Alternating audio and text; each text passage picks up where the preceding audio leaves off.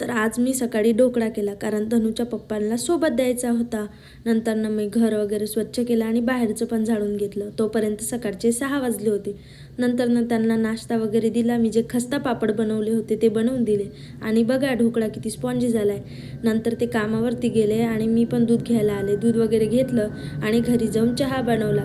चहा वगैरे घेतला कारण जोपर्यंत मी चहा घेत नाही तोपर्यंत माझ्या दिवसाची सुरुवात होत नाही आणि चहा घेतल्याशिवाय मला काहीच काम सुचत नाही, म्हणून मी सर्वात अगोदर चहा घेते.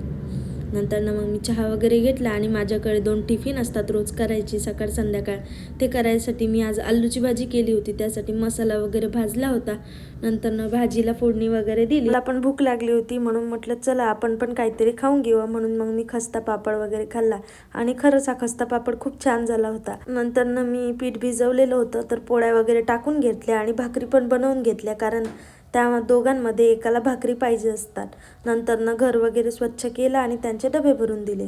नंतर मी बाहेर आले. मला मेथीची भाजी घ्यायची होती. मेथीची भाजी वगैरे घेतली आणि पत्तागोबीची भाजी मी आज त्यांना संध्याकाळी दिली होती डब्याला. आणि नंतर पोळ्या वगैरे करून घेतल्या, भाकरी पण केल्या. आजचा डबा वगैरे भरला आणि त्यांना नेऊन दिला. तुम्हाला ब्लॉग कसा वाटला नक्की कमेंट करून सांगा आणि आवडल्यास लाईक करा. बाय.